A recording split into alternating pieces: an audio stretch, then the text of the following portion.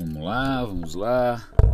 Caríssimos, vamos colocar esse negócio. Eu vou até acender a luz aqui para facilitar. Bom, espero que esteja tudo ok aí. René de Paula Júnior falando. Vocês me acompanham em mais um trajeto aqui.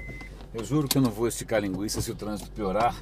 Se de repente o assunto acabar e a gente tiver alguma chance, um farol vermelho e tal, então eu paro, estaciono o carro e desligo esse negócio para não ficar esticando desnecessariamente a conversa. Qual é a pauta de hoje? Na verdade, acho que a pauta de hoje é motivada por uma oportunidade que surgiu muito de repente. Não sei se vocês usam o Google Plus. Eu uso para comunicação meio fechada com a minha família, é assim que eu uso. Eu não uso de maneira tão pública quanto eu uso o Facebook, Twitter, essas coisas. Ele é bem legal porque tem essas ferramentas de controle. Então, quando eu estou viajando, eu quero compartilhar alguma coisa com a família, eu estou usando o Google Plus. E eu tinha visto outro dia que os caras iam liberar o Hangout em vídeo para você fazer broadcast, né? Transmitir coisas, como se fosse, sei lá, um Ustream, alguma coisa parecida. Eu achei aquilo super legal. E assim que eu vi aquilo, falei, pô, quero fazer um desses, né? De repente eu faço um Roda e Avisa ao vivo, né? Não que essa câmera transmita, sei lá, eu pensei em alguma coisa. Curiosamente, eles, por uma super coincidência, para o lançamento do Hangout, o pessoal bolou uma ação que chama 100hangouts.com.br, em que chamaram lá 100 pessoas para fazer Hangouts num dia só, que é amanhã, dia 15 de maio. E eu, mais do que prontamente, né, saidinho, o rapaz, me ofereci para essa história.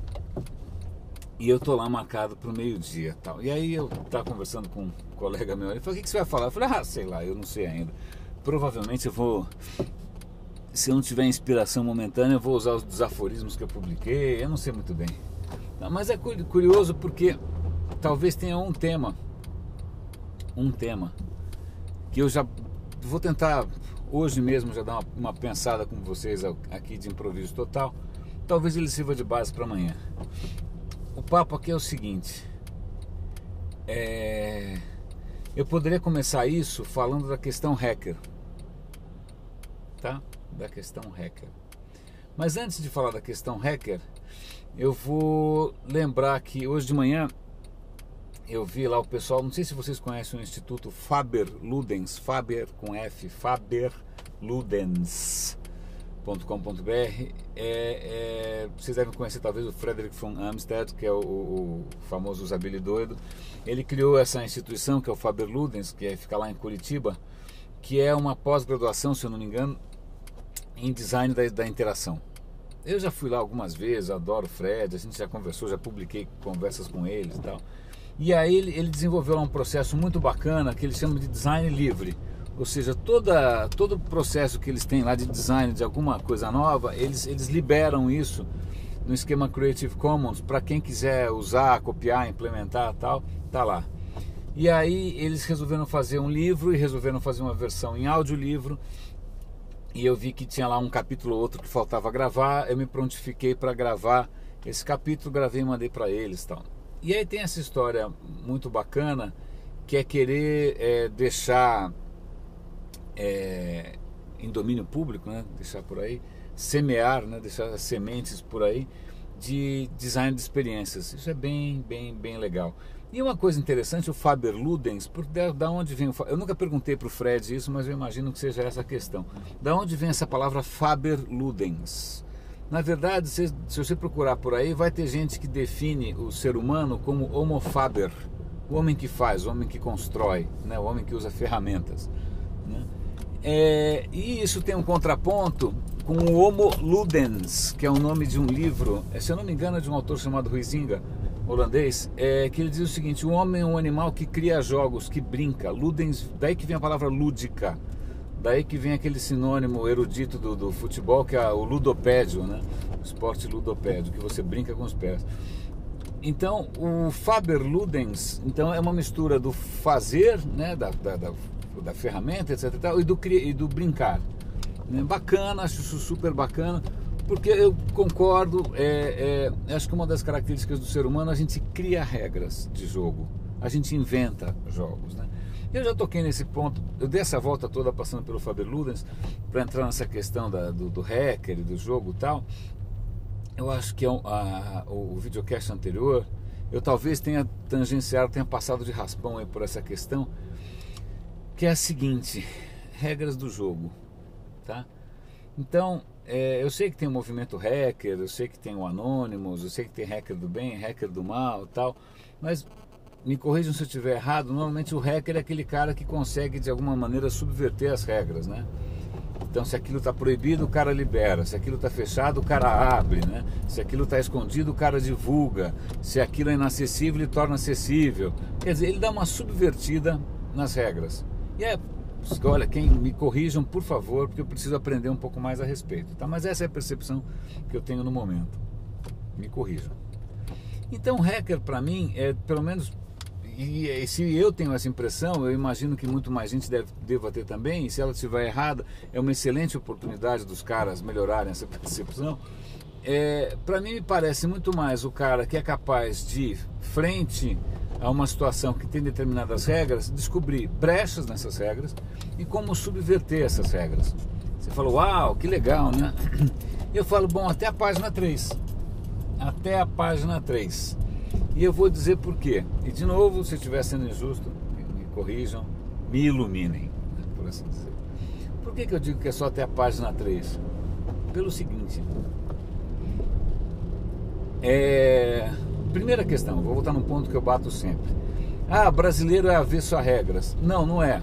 Na verdade, se você marcar bobeira, você pega qualquer cara de 20 e poucos anos e bota ele numa posição X, a primeira coisa que ele vai fazer é inventar um monte de regras sem pé nem cabeça. Então a gente vive inventando leis sem pé nem cabeça, a gente a gente cria regulamentos, leis, punições, multas. É um delírio, né? Se a gente fosse avesso a regras, não teria tanta lei maluca, tanto decreto que vem do nada. A gente tem não só em instituições públicas mais conhecidas, né? Tudo aqui é proibido, afinal, mas também às vezes em ambientes de trabalho, às vezes em grupos que você cria, às vezes mesmo nos grupos mais libertários, de repente começa a surgir uma série de regulamentos. Ok, então a primeira questão a gente acha que não gosta de regra, mas vive criando regras explícitas.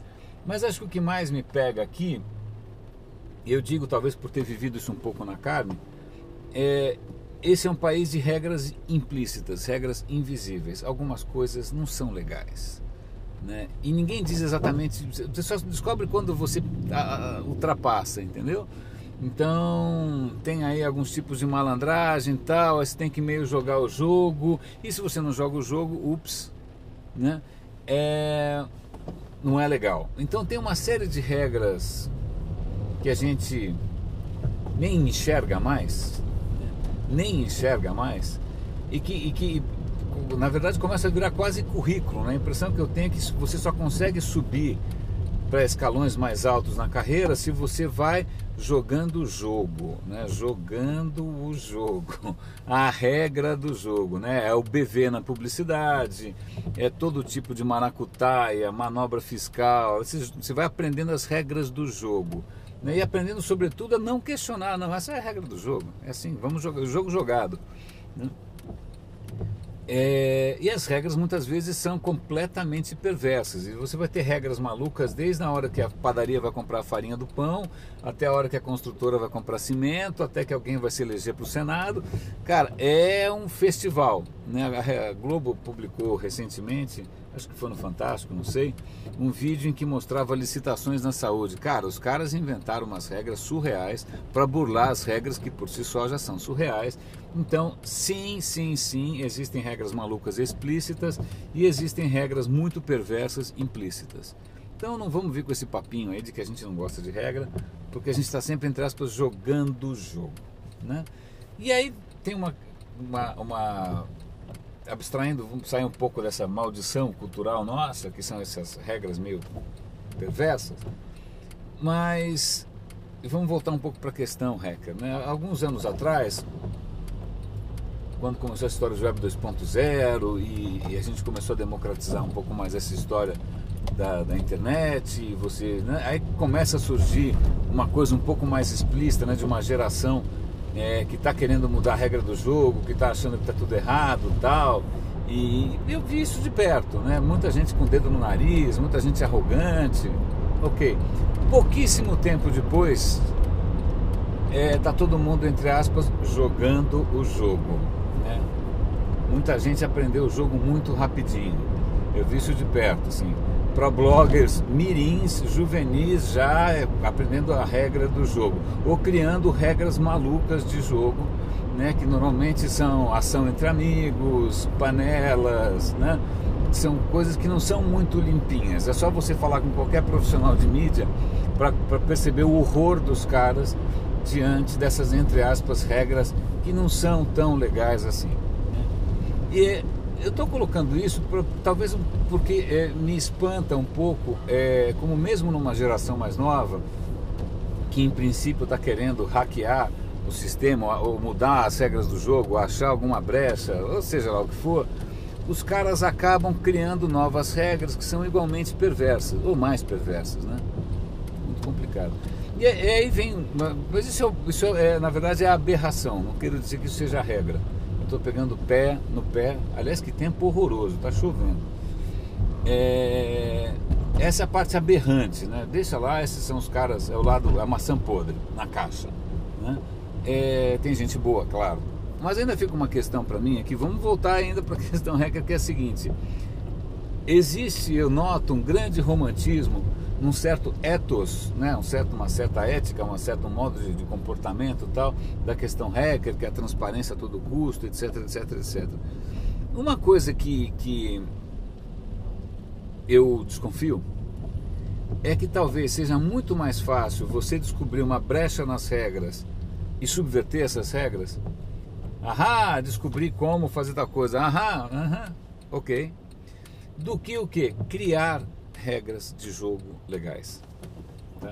Criar novas regras de jogo, né? Criar um novo ethos, criar um novo modo de trabalho, que é o que o pessoal quando o Faber Ludens faz isso, de pegar, olha, a gente não só vive aqui de inventar regras de interação, regras de jogo, etc e tal, como a própria maneira como a gente divulga o nosso trabalho, a gente está reinventando essa regra do jogo.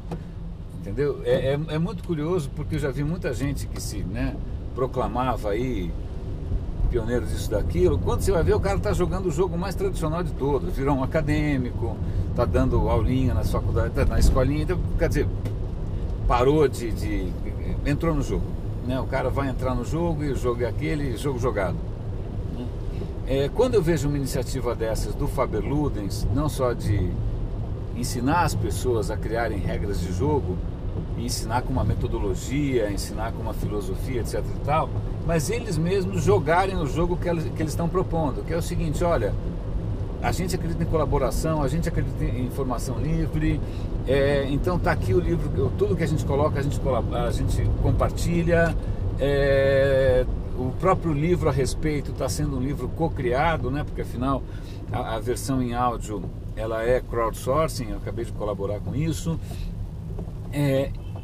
Isso cria regras de jogo. Então não é uma questão, aqui está como craquear os jogos de iPad, aqui está como craquear, aqui está como hackear, aqui está como dar root.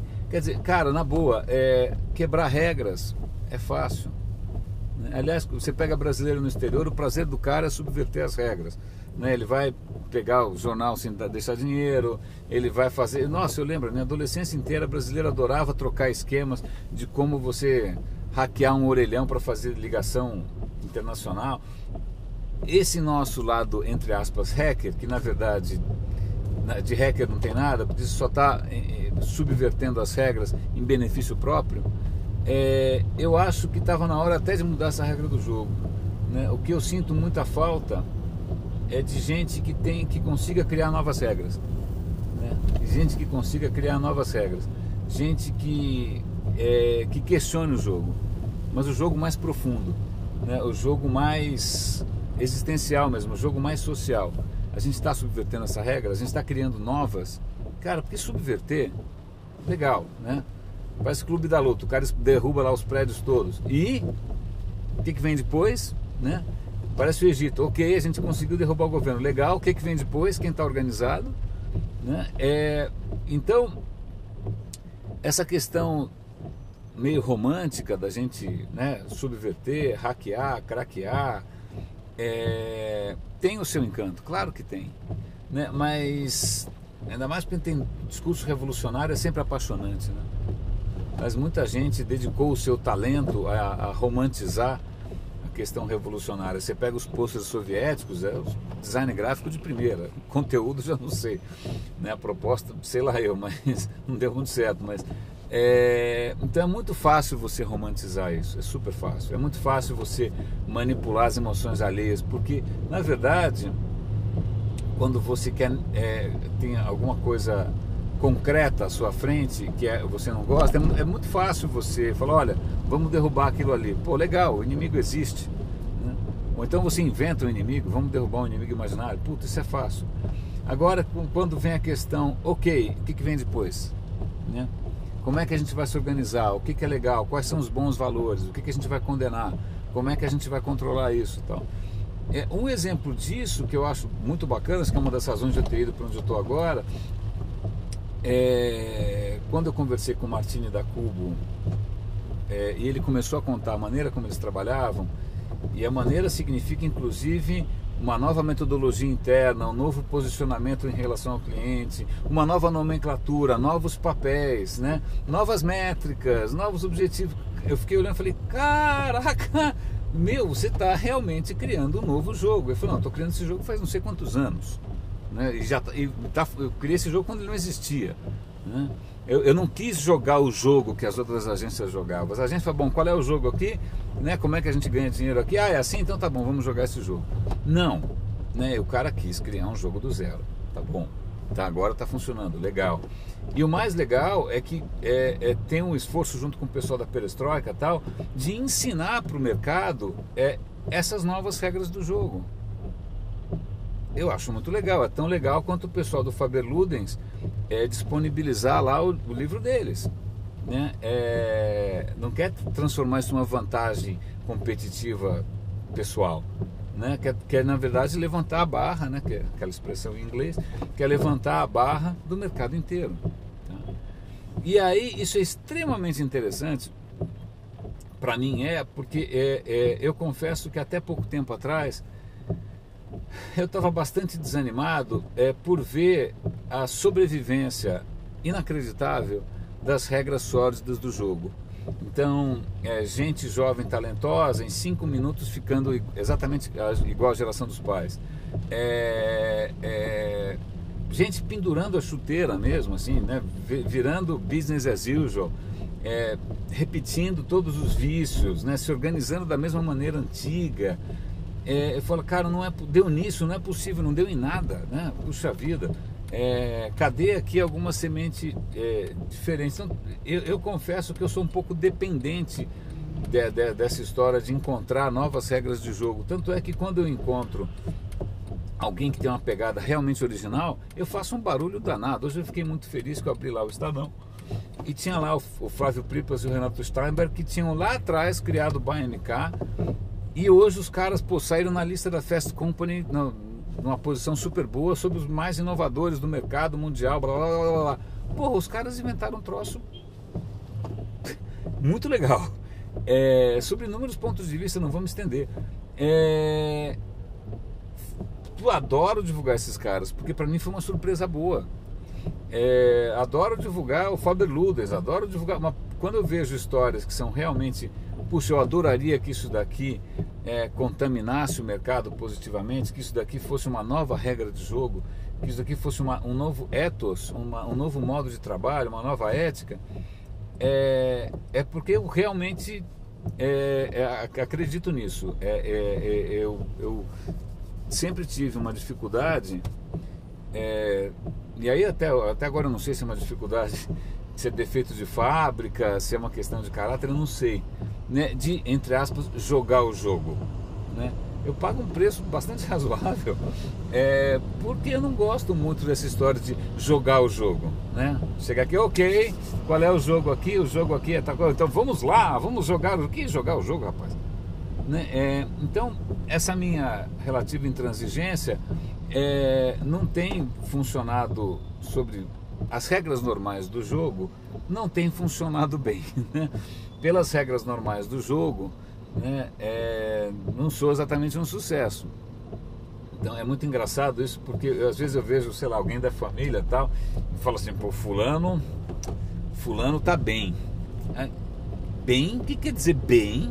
Quer dizer o quê? Bem feliz, bem amado, tá criando um trabalho singular e único, ou então o cara tá, sei lá, de maneira escusa, acumulando um patrimônio inacreditável. O cara tem 35 relógios de pulso caríssimos, 32 carros europeus milionários. Que eu defina, pô, o cara tá bem.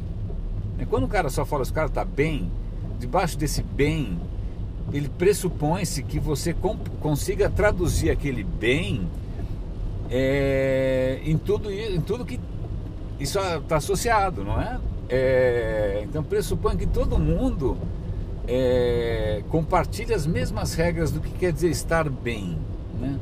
Eu não sei, de repente o cara que está bem em Brasília é diferente do cara que está bem em São Paulo. De repente, bem em Brasília significa ser amigo do não sei o que da gráfica do Senado, enquanto bem em São Paulo significa... Eu não sei o que significa essa história direito, eu nunca gostei dessa história do estar bem, né? Então, sobre vários aspectos, eu não sei se eu estou bem, mas para as regras do jogo que eu estou tentando criar de uma maneira até bastante intransigente e bastante consistente e tal, eu acho que eu, né, posso estar me iludindo, mas eu acho que eu olho no espelho e falo, vou bem, obrigado, pelo menos dentro desse jogo que eu criei para mim mesmo, né? Um jogo que de alguma maneira tenta semear por aí algumas sementinhas aí, semear alguns ventinhos para ver se vem, não tempestades necessariamente, mas quem sabe novas primaveras. Eu vou aproveitar o farol vermelho aqui. Amanhã tem um hangout, vamos ver se essa ideia de hoje pode servir, pode crescer um pouco e ficar melhor amanhã. René de Paula Júnior falando, grande abraço, roda e avisa.